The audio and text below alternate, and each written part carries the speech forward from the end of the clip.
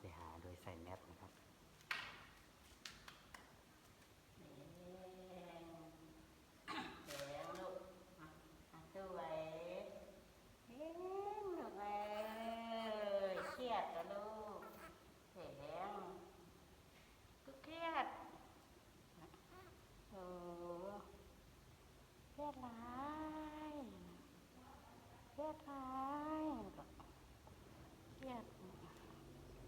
ใส่เสื้อปะใส่เสื้อปะ ใส่เสื้อบ่ลูก ใส่เสื้ออ่ะ แกเองก็นี่ ให้ยายใส่เสื้อ แกเสื้อว่ะแกเสื้อว่ะแกเสื้อว่ะบ่เดียวบ่เดียว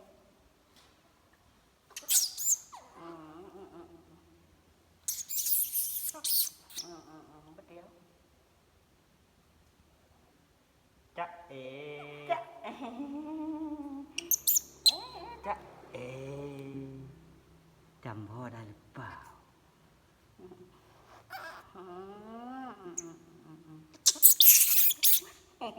นอนอะไร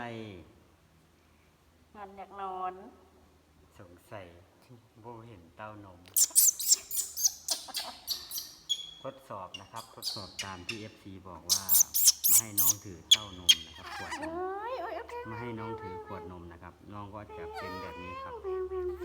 น้องก็จะงอนแบบนี้ครับ ดูไป แต่ ได้ตั ถ้าว หน เอา ม ขวดนมให้เนี่ยน้องจะไม่เป็นอย่างนี้นี่ลองเอาขวดนมให้น้องดู โอ้ยอยากได้ตัวนมมาได้ตั เดี๋ ว ยวน ม ให้ มา น้อง ลูก มิวเอาขวดนม ขวดนมมาให้ลูกดู ขวดนม ให้ลูกโชคเดี๋ยวดูสู่ตัวนมแน่ให้นมให้อาโชคเรียกได้ตัวนมมาบอก คิดฮอดยายบ่หือ แม่ไปนอนพ้นไปโอ้ย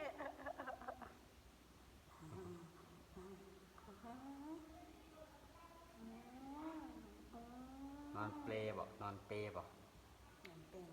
เอานมมาก็เอาเต้านมมาก่อน ตัวนมมาเนี่ยนอนเปย์นะน้องนะ น้องเข้านอนครับคุณยาย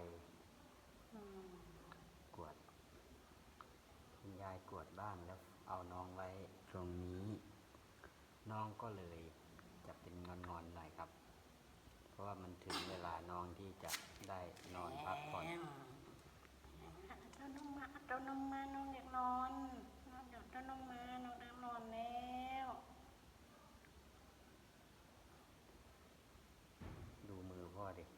ทำงานเลอะหมดเลย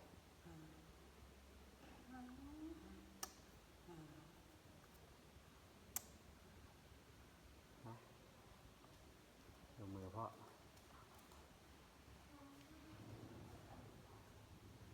นี่สอบตัวนมมาเย็น เต้านมให้หลานไปเอาเต้านมให้ก่อน เป็นไง เอาแตงโมก่อนก็ได้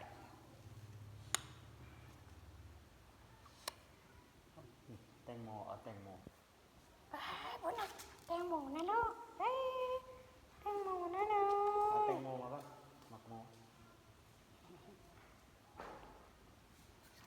ได้กวนเหือนตอนดนได้ตอนเหือนตอน เอาแตงโมให้น้องกินเลย ห้าม เช็ดนมให้น้องไว้ โอ้แสบโอ้แสบแท้เด้โชคนี่ไง เอ้ายายจับที่ถือกล้อง นี่อร่อย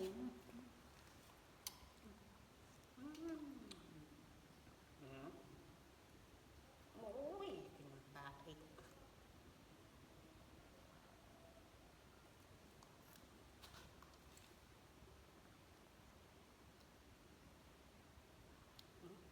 พัดกินลูกเครียดว่ะเครียดว่ะเครียดหลายคุณยายยันขวดเงินคุณยายขวดเงินเครียด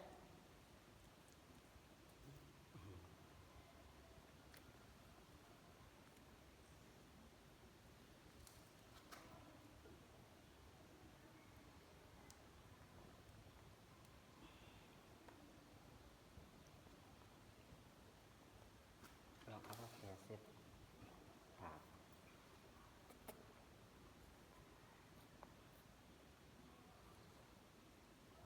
กินหมักหมูแซ่บหลายๆ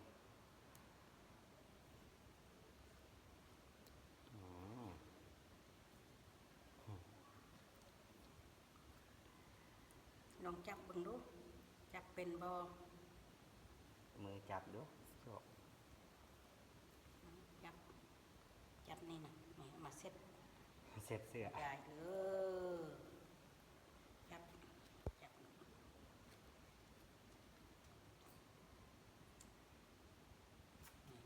ขี้ดื้ออะไรทุกคน นอนครับ